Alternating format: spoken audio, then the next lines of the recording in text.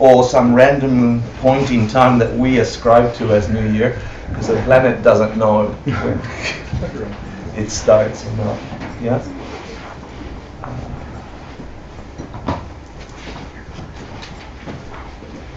I'm grateful for you coming to class tonight. We have a very special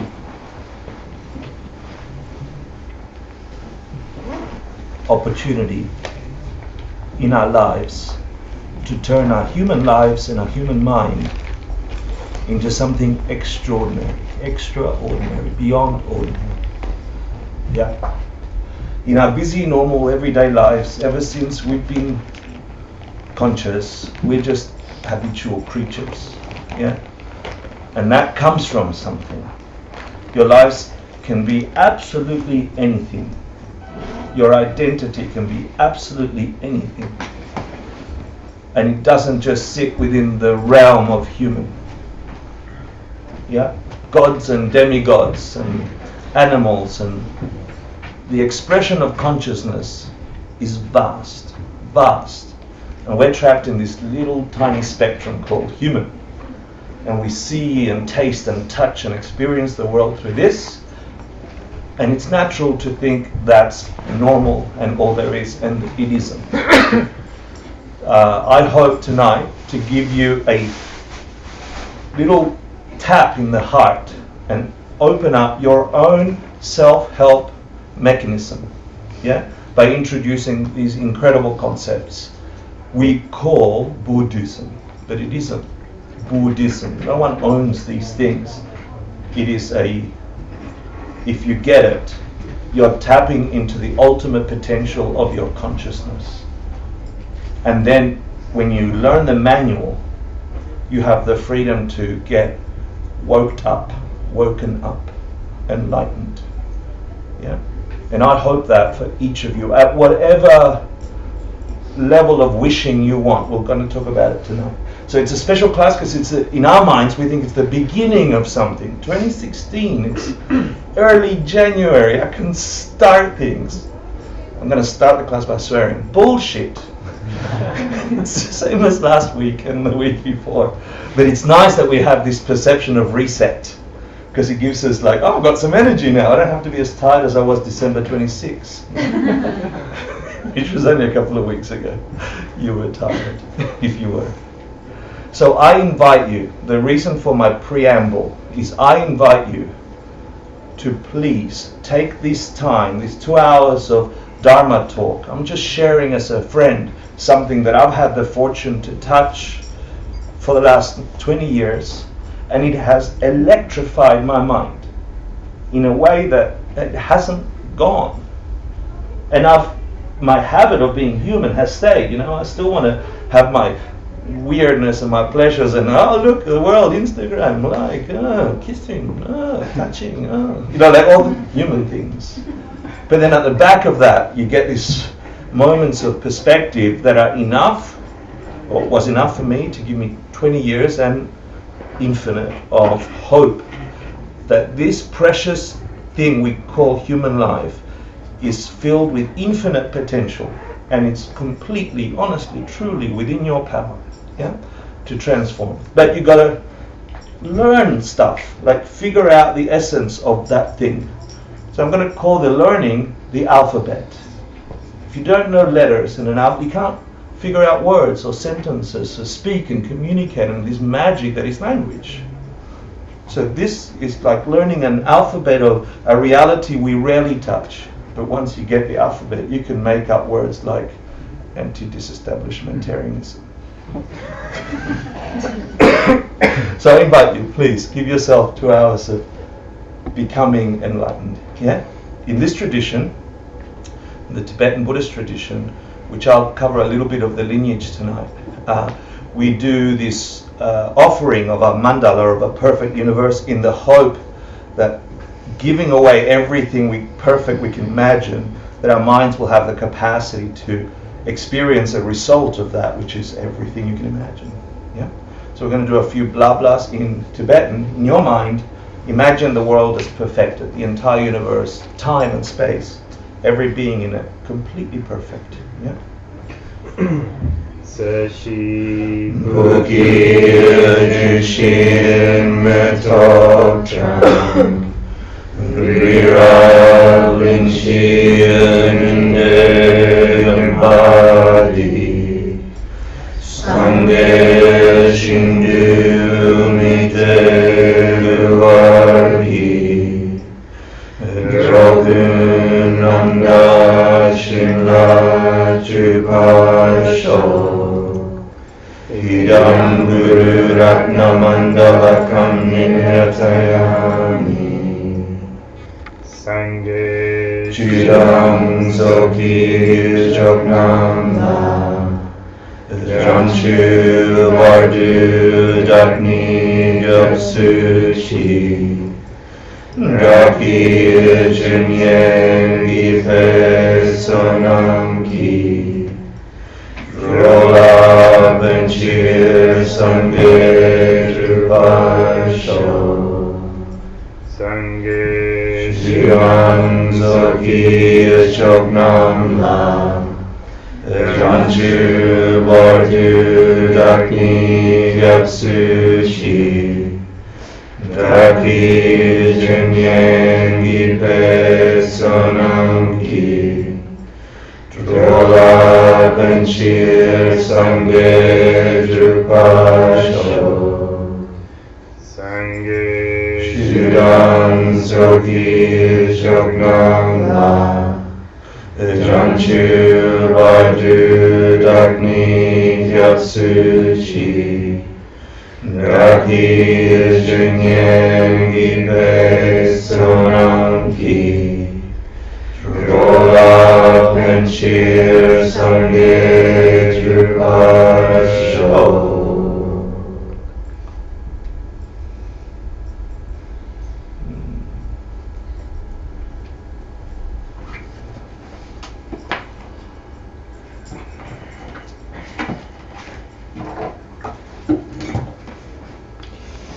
Okay, here we go.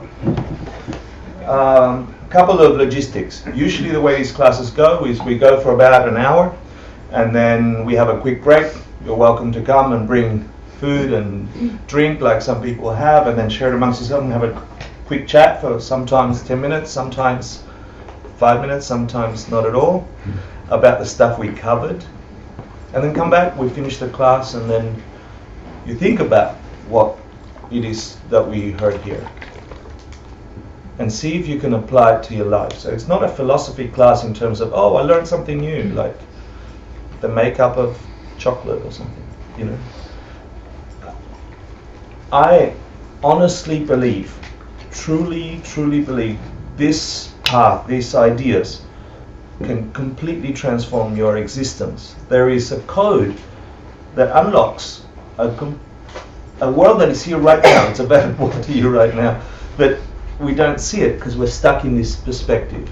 And through some very basic ideas from the Buddhist path, which are available in other paths as well, but this is the one I'm sharing.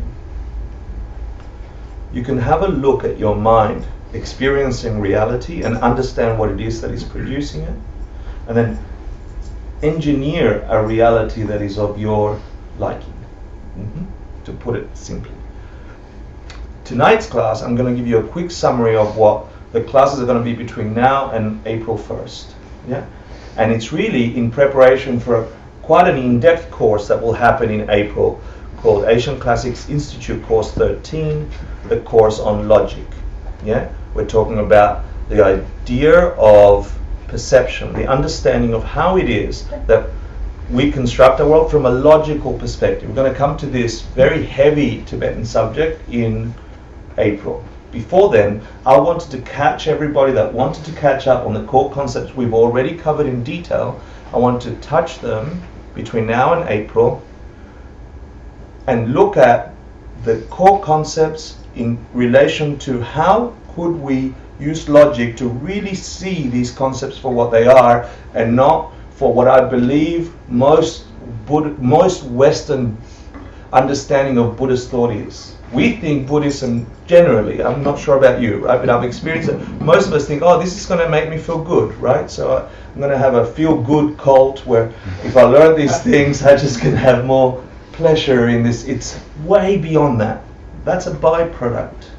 So I want to make sure some of the core concepts that are essential for producing nirvana or enlightenment are understood. So when we do debating and logic, you can break them down because you know that they're the ones you want to figure out. Things like past lives and karma. These things that we just throw out there as a Westerner, we think we get it. I want to go back in there and go, let's break that up. Do you really have a sense of what they're talking about? And I hope you can take that because they are the most useful tools for then you experiencing your everyday life and having a new toolkit to deal with them in an ultimate way rather than a relative way. Mm-hmm. Who's tried to get rid of things they don't want in their lives? Mm-hmm. This is very general. Who's had them return? Okay. Who's tried to get things that they want in their lives? Yeah. Mm-hmm. Who's had them go away? Yeah. Okay. So this is this is about finding a different way. Mm-hmm. So does that answer? So what we're doing here, we're doing some courses, a review of what's called Asian Classics Institute 1 through 12. So we can start Asian Classics Institute 13 and talk about logic and perception. So this is what we're going to cover to start with. Let's see if the sound works now. It does. Yeah. ACI 1, which we're going to start tonight, covers this idea called the three principal paths. It's a book written by an enlightened being behind here called Daidson Kappa. It's behind the wall. Yes. And it covers three core states of mind that you develop that begin this freeing yourself up from the cycles of trying to get a happy life and not figuring out why.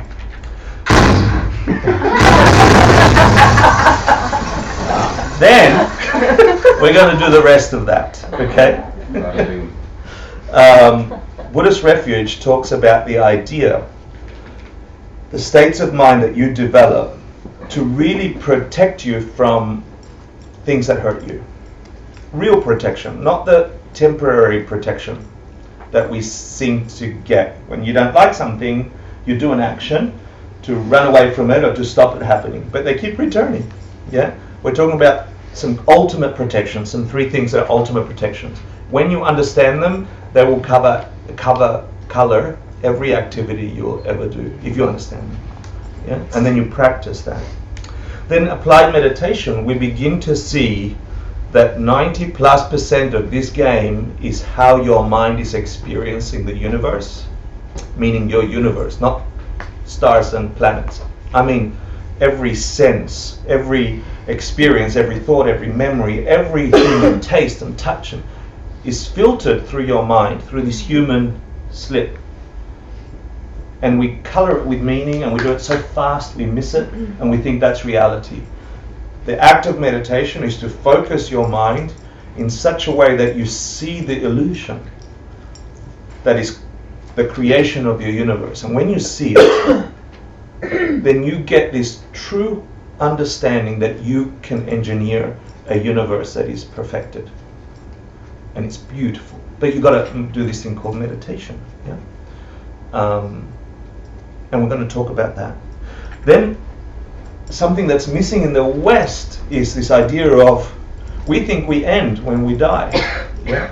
Today's Stephen's birthday. Happy birthday. As soon as you're born, you're dying. Yeah? So I'm going to celebrate your death. I'm going to celebrate your dying. As soon as you're born, you're guaranteed you're going to die. Yeah, we don't talk about that in the West. It's all very quiet. We hide the old people. Yeah, we walk around. Everyone's looking nice. We buy the makeup. It's like hello. Then they start disappearing. You know, and then we don't know anything about this stuff. In other countries, it's right there in your face. It becomes part of your reality. Yeah. What happens what happens at that time? We really ask that question of what is there after death? I feel it sounds like a Monty Python movie, and where did you come from to start with? Really asking that question. Peeling away our biases. We learned something, or I have a personal aversion to talking about these things because I thought it was all myth and so on in my 20s, and I made it a point to be a anti-establishment person. And that echo is still in my head, So it's sort of good for me because it makes me double check and triple check. And then we talk about karma and really look at karma in detail. And we then look at wisdom through this text called the Diamond Cutter Sutra. And then we're going to do it all again, but deeper. So this is the essence of what we're going to cover between now and April, yeah? So are these slides on the website that's listed there? The link to them is to here. Yeah. No, the slides are not, sorry. Yeah. Okay. The slides are copyrighted and you have to pay me money. I'm happy to share them with you, but they're just on my computer. Sorry. This is to illustrate. So what's on that website then? Mm-hmm. No Lego. Good question. All the Lego, no. The homeworks and quizzes for each one of these courses, the ACI 1, which takes 10 weeks, ACI 2, which takes 10 weeks, and so on. The homeworks, quizzes, answer keys, and readings are on this website. Yeah. So for those, and thank you for the question, because if you're new, you're going to get a nice introduction to these ideas, so we can go on to the course in April. If you're not new, this is the opportunity for you to catch up if you haven't done the homeworks and quizzes for any one of the classes within that. So between classes, between this Thursday and next Thursday, I encourage you, I implore you, explode you, I explode you, implode you. Urge. Yeah, that one. It's a good one. To do the homeworks and quizzes, even if you have to rush. Please do it for lots of reasons, but the main reason is you'll learn it better. The second main reason is I'm getting to travel a lot with the Diamond Cutter Institute International. I'm going to China in a couple of weeks and then back, and we'll do more of this, and we're going to South America and so on. And the only way you get on those tours for people that have been studying this with us for a couple of years is if you finish your ACI courses, yeah? Homeworks and quizzes. Like, go for it, do it, yeah? So, you know who you are. Stephen, Nick, Emily, yeah, Paul. Like, get those certificates. I know you have some of them or part of them. This is the chance to do it. Because when we get to 13, then I'd like to present people over to the Diamond Cutter group and say, take Javier with us next year or next month. Or then we can teach in China. And, 200 kids want to learn meditation, want to learn these concepts, yeah, etc. So that's what's on the website. And I'm very happy to discuss it in the break. Yeah. So this is what we're going to cover in this first class. Any questions so far? If you want to go for a toilet break, you can go there. Are you doing ACI 1 tonight and then ACI 2 next week? ACI 1 tonight, and next week we're going to do ACI 2 and 3. Oh, wow. Okay. Yeah? So really quick. Really? What I want to do is I want to cover really quickly this idea so you get the words and ask questions about the essence, but I want to go to the things that we have problems with. So I'm not going to spend too much time about the author and the text and so on, but when we get to past and future lives as a question or renunciation as a question, I want to break that down so when we do the logic course, you can say, does that make sense really? Because if you have the logic and then you practice it in meditation, you are home and away, yeah? For really getting these concepts applicable in your everyday life. When you have a shitty boss, or you have an angry relationship, or you have a sad moment, or you get depressed, or you actually have tools that have been internalized. Because to try and learn them when you're in the middle of anger, too late. Yeah, like, stop yelling at me. You are coming from me. Yeah.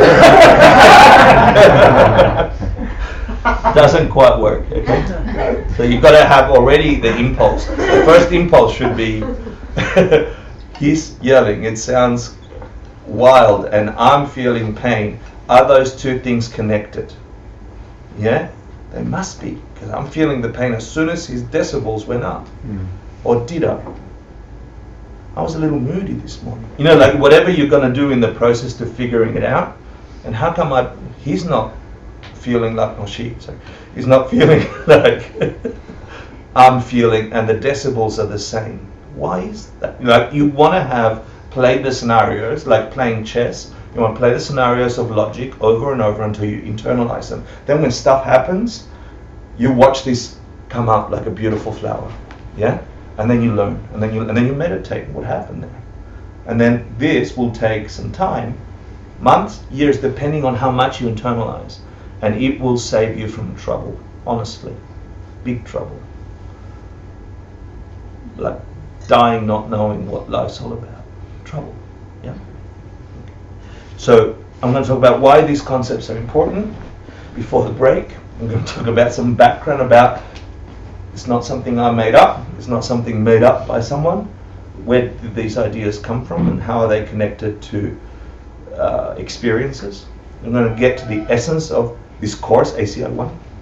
And then we're going to talk a little bit about, in practice, what does that look like? Yeah, and this way, question and answers. So, ready to go? Yeah? Good. Anyone warm?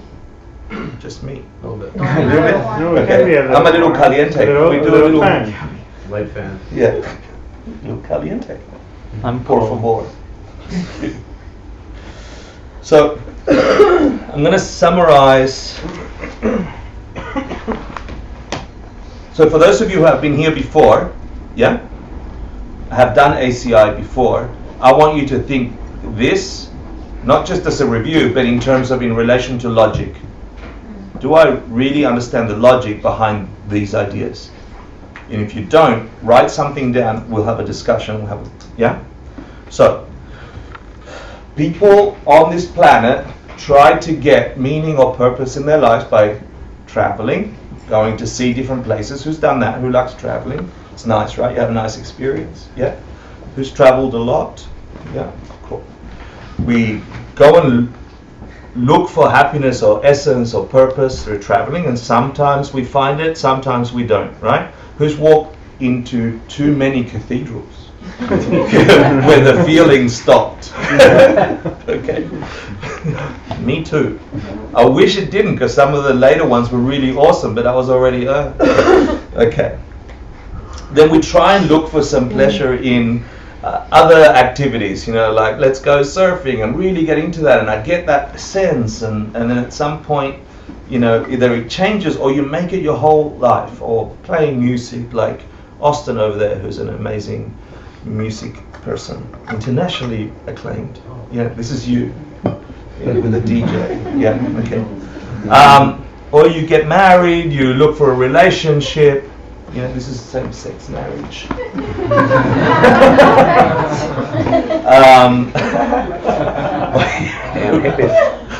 But we're all looking for this stuff, you know. Let's peace out, man. Yeah, I'm gonna ignore that the world is blowing itself up, and that, you know, I'm feeling disconnected. Or for everything we create, every good thing, there's a shadow. Okay. Everything that's a positive, there's a negative. Everything on this planet, yeah, and this essence called samsara. So all these things we try and do to find this meaning. But money, let's go make some money, yeah, because that'll fix it. Who thinks money is going to fix it? Who needs money? Yeah, yeah, we all need money, don't we? Do we? How much money is enough money? And what should you do for that money? Yeah, so the question, that's really loud. The question, it all goes away, guys. Yeah, all of it. All of it. Do you want me to turn it down? That's supposed to be Gollum? I'll turn, no, there's not too many more sounds. That's supposed Lego to be Gollum. Yeah, Lego Gollum, oh, it's my precious. Yeah. All of those things go away. Yeah, your legs break before you get on that surfboard. There'll be a last time you can get on that surfboard. There'll be a last time you can collect an extra paycheck or put so much money in the bank. Honestly, like that. Tell me if this is not a fact, yeah, of your lives. There's a last time you're going to kiss your partner.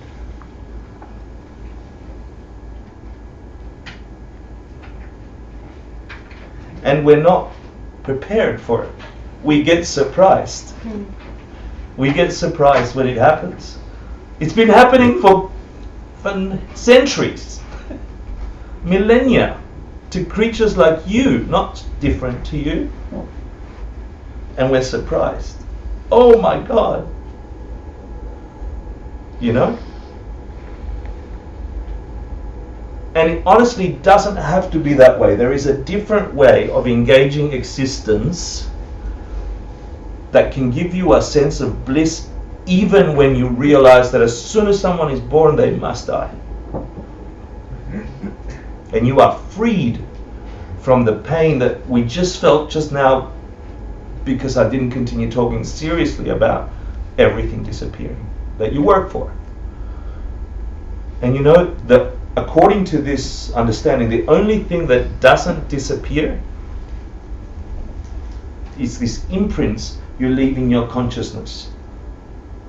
Your behavior when you made money, your behavior when you got the boyfriend and the girlfriend, the thoughts and emotions and the goodness in you or the darkness in you to try and get those things. They stay in your consciousness. And according to this tradition, that is what is producing your existence right now. That explains everything. And when you get the links, when you get the logic, there is nothing else that can answer that, honestly. But you got to get it. I can't get it for you. No one can get it for me. That's why it's called a practice. Yeah? That's why it's called a practice. So I'm hoping to highlight in you that although we are searching and wanting all these things, we go and grab them. There is another way.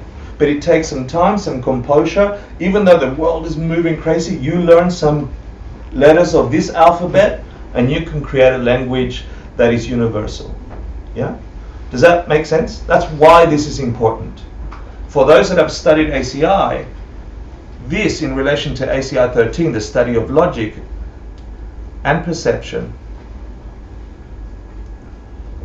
Let's see if I can do this. We think in packets of information. Yeah? We think in little chunks of information. Something happens way too quickly, not consciously. We make that happened. You have a theory, an assumption. You give a reason why it happened, and you have a conclusion, right? And then you come up with examples. Oh, that also happened then, and that. We do that so quickly, millisecond by millisecond. The study of logic and perception, ACI 13 in April, will grab a packet, yeah, a packet of thought, something happened, and say, here is my subject, here is my assertion, that means that this is this because of this, here's my reasoning because this happened, and here's an example, right? And then I'm sure of it. But we do it so quickly, we just follow through with that. What if this was wrong? What if that was wrong? And you didn't know it? What if one of those assertions was incorrect and you didn't know it? And you're living your entire life by it. And when you see it in meditation, even a fraction, you realize your perceptions of this world are mistaken. But not in a bad way because you're stupid or anything like that, but because it's causing you pain. Because one of those little subsections of your thinking patterns have a mistake in them. And when you see it like that, you remove the mistake, and then you sort of have to turn around and go against the current of thinking and habits on this planet. The way to get money is not by taking money. The way to get love is not by grabbing love or stealing something else. It's a different way. And when you get that, you start inserting the right reasoning. And then you habituate that, and then it becomes your natural, uncontrived experience. And it frees you every now and then. Enough for you to have certainty that you're onto something. And I really hope that for you. So if you've done ACI, this is why we're looking at this like that. In ACI 13, we're going to look at those packets of reasoning. And we're going to look at the assertions with time, without the quick thinking. Yeah, and then see if we can replace some mistaken thinking. Woo! Some background on these teachings. 2,600 years ago, Lord Buddha had an experience. For 1,000 years they went to the land of Tibet, they remained there and got written down and got practiced and got exercised and internalized and commented on. And then in the late 50s, some tragedies happened, but that meant that His Holiness the Dalai Lama had to come out into the rest of the world and share those teachings that were locked in Tibet for 1,000 years. And that's why we are sitting in this class tonight. Is there really a Dalai Lama Lego? Or Yeah, it's a real Dalai Lama Lego. Yeah. And then in our world, somewhere in the United States, one of those monks, teachers that studied with the same teacher as His Holiness the Dalai Lama, his name was Ken Rinpoche, landed somewhere here. He had dark glasses, he's sitting over there, and he met a long-haired monk, a long-haired guy, young guy, who became this long-haired monk, who's Geshe Michael Roach, the founder of this place, and downloaded this lineage that is traceable all the way back to the Buddha, and that's where you're getting the information that I'm quoting from. I'm going to quote only these things, not making up anything, but the application, that's up to us, right? What does that mean? How do I use it? How do I get happy in this world? How do I help my family? How do I stop my poverty thinking? How do I get happy in relationships? How do I stop getting depressed? That we have to do, right? So Lord Buddha, 500 BC. The book is called Lamson Namsum, and talks about these 3 principal paths. His name was Jason Kappa, the author of this short. It's called a Lamrim, Steps on the Path. The commentary was written by Pabonka Rinpoche, who's the teacher of Geshe Michael's teacher. So it's a great-grandparent. And he taught Srijang Rinpoche, who wrote, who compiled the great teachings of Pabonka. And then Ken Rinpoche, the guy with the glasses, the Lego with the glasses, right? He's, for those of you who were fortunate enough to meet him, he passed in 2004 here in the United States. And he, with Geshe Michael, wrote this book, the principal teachings of Buddhism. And then Geshe Michael Roach, the first American person to graduate in a Tibetan monastery, translated all these things into English from the Tibetan, later verified some Sanskrit, and compiled this entire course work for you and I to actually understand it. The essence of these teachings are for people of 3 capacities. And what this means is that your motivation for listening to these ideas, yes, you can get freed of some problems in your life, but as soon as you're on this planet, you're going to have problems, okay? The problem is not the problems. It isn't. Change the lens, change the view. Then you'll be free. The problem is not the problems.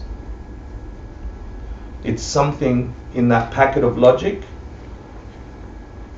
that once you figure it out, you actually can drive for the first time. Until then, you've been driven. You're a passenger in this existence. And you're trying to push all these buttons and things, but you're actually on a baby back seat with a baby wheel. What's that? It doesn't do anything. Yeah? Like the Simpsons.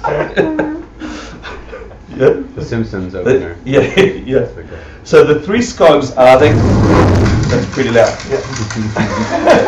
The traditional way of describing the 3 scopes is they call it the lesser scope. So people try and get information, right? This information, these insights, try and internalize them so they don't have to experience a lower rebirth. That's minimum motivation, lower rebirth, which means they first of all believe that when you die, you don't stop. Consciousness doesn't stop.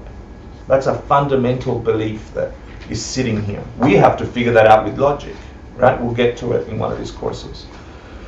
But a minimum way to hear these teachings is, I don't want my future existence to be lesser than what I am experiencing right now. And you can look at the human realm and see beings that are having less fortune than you are. Yeah? Who's passed some on the subway on their way here today? Yeah? That's available to you. How does it come? These tools can give you the mechanism to not have that. So that's one of the motivations for listening to these ideas. The other one is a medium scope. This is aiming for nirvana. Yeah? And nirvana, as described as no longer having mental afflictions. Your mind never again having a sense of negativity about existence. That's a possible reality for a being. Yeah? A conscious being can experience existence without suffering. Possible. So medium scope person, practitioner, would be called someone whose goal, like I'm listening to this and I'm like, I just want to never have those negative experiences at all in my mind ever again. No suffering. Yeah? And the greater scope is same. I want to be free from suffering, but not just thinking about me, realizing the planet is full of other beings just like me, exactly like me. They also don't want suffering. So I'm going to figure this out, this getting out of samsara, heading to enlightenment, going to nirvana, for the sake of others as well as me. Yeah, and this is the greater scope. So should that be asked in the exam question? Yeah, you get that. So how is that sitting so far? I'm giving you a quick summary of what's contained here, and then we're going to talk after the break and next week more about how to apply. Yeah? Here's the essence, the core stuff that's contained in this book. And there's three things that one should develop to enter these scopes, to actually internalize these teachings. And one of them is this first step, this fuel towards enlightenment, if you like, this fuel towards freeing yourself from the states and cycles of suffering is called renunciation. The reality check that you've had enough. I've tried all the normal methods of figuring it out. I'm sick and tired of trying that same thing and getting a different result and a different result and a different result, and I really have no clue what's going on here. You get this kind of,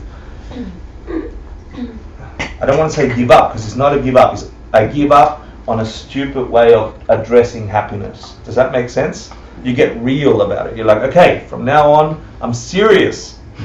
I'm super serial, if you... Yeah. So you develop this thing called renunciation, where you... Let's talk about relationships, for example. Okay? Who's had an awesome relationship in this lifetime so far? Like a really beautiful relationship. Who's had a really shitty one? Same relationship. It's the same relationship. Exactly.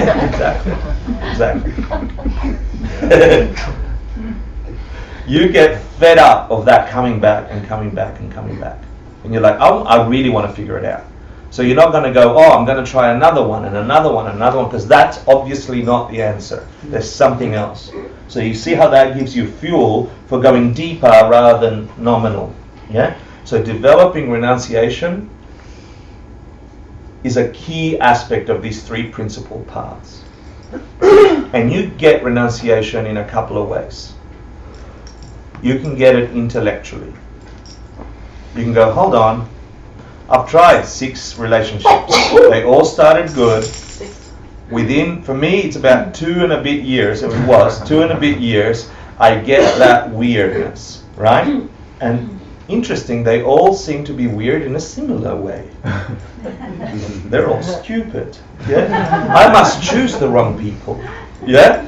I must choose all them that are like that over there, them. Yeah? It's not me, it can't possibly be me, right? Even though I am the common denominator. Yeah?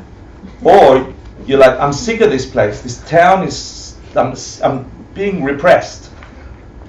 I'm moving to Australia. I'm moving to Europe. I'm moving to Asia. I'm moving to the United States. Within 3 years, the bosses start sounding the same. The job sucks as well. My colleague is a little ignorant. She reminds me of that other stupid.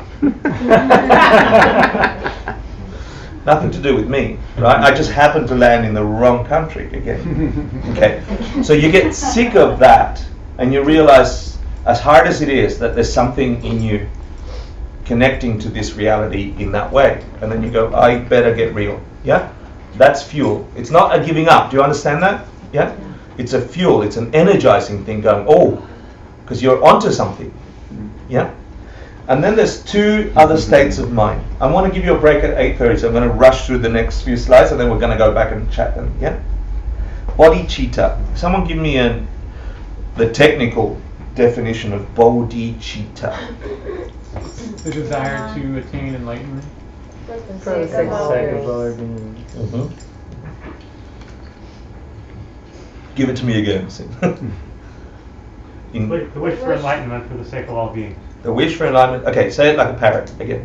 The wish for enlightenment for the sake of all beings. Thanks, Martin. Yeah. Okay, what the hell does that mean?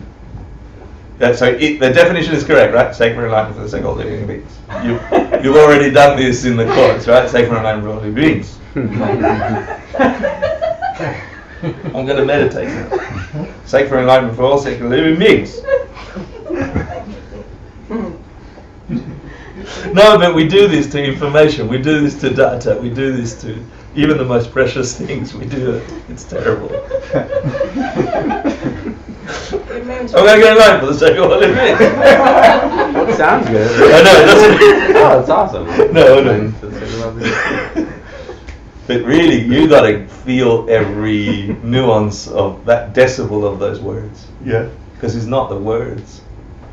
Yeah. The words are a map to something. The words are pointing to an experience, a state of mind. Yeah. You have renunciation. You're sort of sick of these patterns. You get to see that they're patterns. And then, I'm not going to swear, but you can fill in the words when I go, yeah. And then you go, I'm tired of that. I want to wake up. I want to wake up. I really want to figure it out. I want to figure it out. Wow, my mum's the same, my brother's the same, my friend's the same. I want to figure it out for them. Imagine if I could remove that for my mum. The same. Tired. She keeps having these shitty relationships. I want to figure it out. If I figure it out, I can show her. And him and him and her and her. I really want to wake up for the sake of everyone. Really. Now, you get the concept, right? But what if that was in your heart all the time? So one way to get these things is intellectually. Renunciation, bodhicitta, I said that, right? What's the other way? Those of you who have lived. To practice it. To practice it, that's good. Meditation, that's good. That's not what I was looking for, but anyway, go on. Study it? Study it. We talked about contemplation. Yeah? Wait, the way to get bodhicitta? Or To get any of these paths, renunciation or bodhicitta. did you already talk about collection of mirrors? To have a really bad experience. Yeah. Yeah. To have a really horrible experience. To have a horrible experience. It wakes you up. You get sick of it quickly. If you've had a fortunate tragedy, yeah? You're going to have them anyway. Yeah? This world is made of them. Don't pretend it's not, please. We're not lying here. You will have experiences that you don't want. This is reality. If you're lucky, you will have a terrible one early on. And if you're luckier, an impulse in you will say, I want to figure it out. I'm sick of that.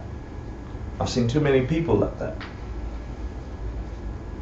And the magic is that those experiences can flip into the greatest wisdom, the greatest energy. Yeah? Amazing. And then the third path, so we talked about renunciation, bodhicitta, this wish to wake up. And the third path is wisdom, which is code in Buddhist thought for ultimate reality, meaning the code behind the matrix. I'm going to use words, right? But they're not the words. The words are pointing to something, to a reality. There is more to this existence of your consciousness than the stuff you filter through these human senses of eye, ear, nose, touch. The light you're seeing right now is not light. It's your interpretation of light happening really quickly and you think it's light. That's all you've got as a mechanism to interpret light. You close those eyes for a second. Imagine the sun burning bright. Imagine it. Is that light or is that not light? It's light. It's light. Where is it? There. Yeah? It's where there's no dark.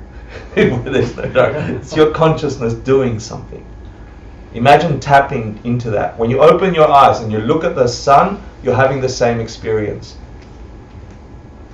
Your perceptual experience of that thing is in your mind. Where did it come from? How did it get there? How can I change it? So everybody experiences the sun in the same way. You know? We ask those questions. But wisdom is the understanding that there is not a single entity of your mind and your world and your experience or anything at all under the sun that possesses a characteristic of its own from its own side. There is nothing, I'll say it again, wisdom is the fact that there is nothing in your entire existence of all things that possesses a single atom, a single essence of being that way from its own side. Wisdom is realizing that the way you're experiencing is connected to your mind, your perception. That thing is empty of having that characteristic. The yelling boss didn't create the sadness in you. Because if the sounds of the yelling boss created sadness, everybody within earshot must be sad right now. And my other colleague was giggling at the same sounds. Honest. Logic, right? Packets of logic. So simple, we miss it. If it was coming out of Hector, you're an idiot. Hector, you're an idiot. Certain decibel from that being. Everybody that heard it must get the same feeling. Because those things carry the feeling, right? We think that. He made me angry. When you investigate it, you find wisdom. Wow. There is something else. Then you go and figure it out. But the fact that that doesn't have that characteristic, it's empty of being the cause of my response, that fact, although it seems hard to understand, it isn't once you practice it, will free you, unlike any other fact on the planet.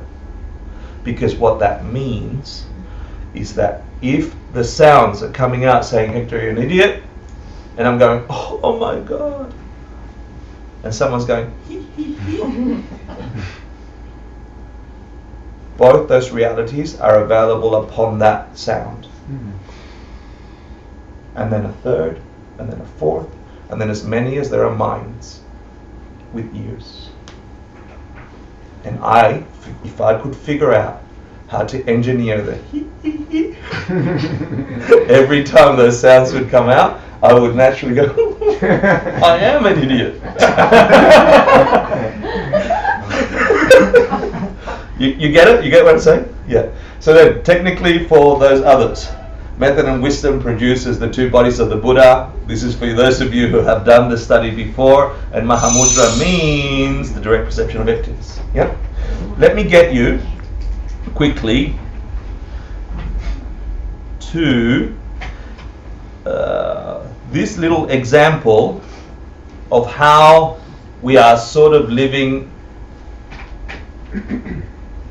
in the twilight zone. Yeah?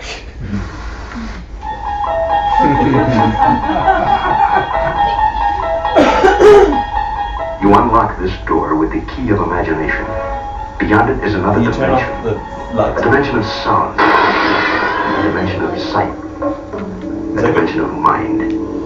You're moving into a land of both shadow and substance, of things and Just the back one. ideas. You just crossed over into the twilight zone.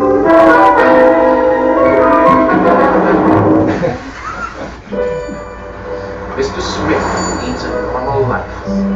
He lives in a normal apartment, going about his normal routine. But once in a while, things happen to Mr. Smith that he can't explain. Events Mr. Smith just shrugs off as random chance. Mr. Smith trusts that he is entirely in control of what happens to him. Until today.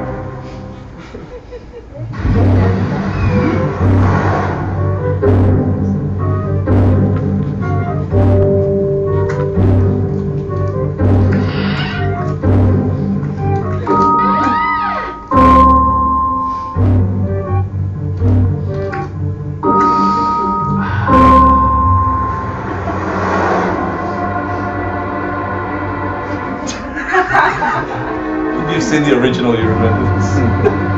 Hector, did you make this? No. Where did this come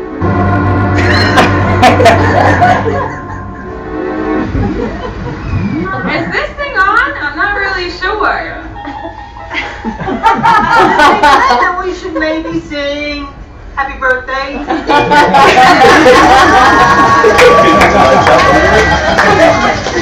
To you, happy birthday to you.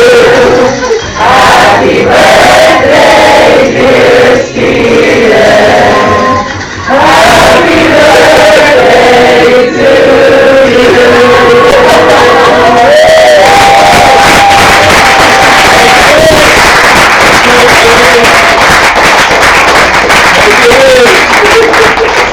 Mr. Smith leads a normal life in a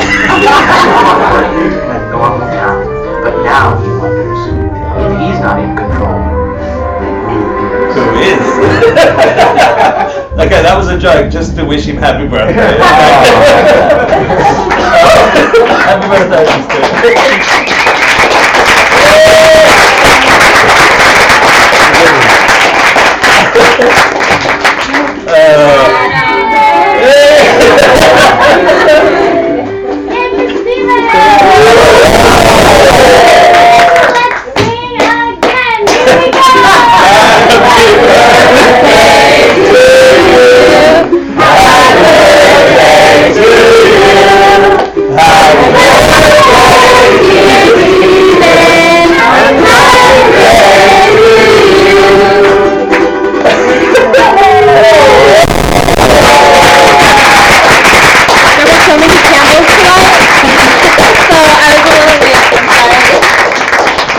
Oh, wow. I don't think anyone's ever made We me love cry. you.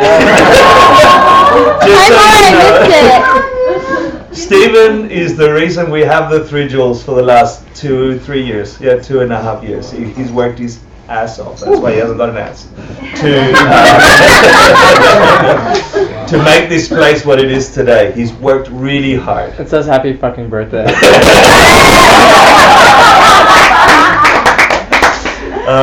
So I thought really we're going to interrupt class. We're not going to continue until next week. I'm sorry. It's really good content, right? But community and getting together is equally as important. We're connected for a reason.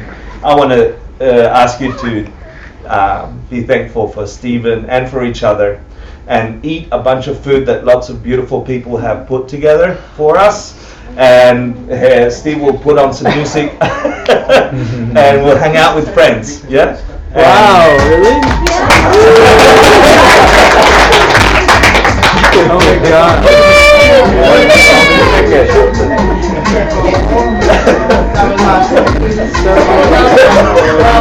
We're trying to time it. You did so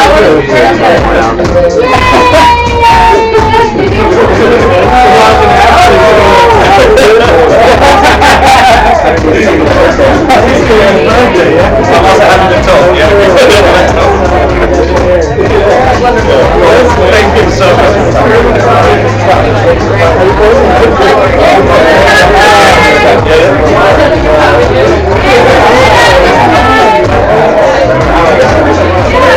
Enjoy.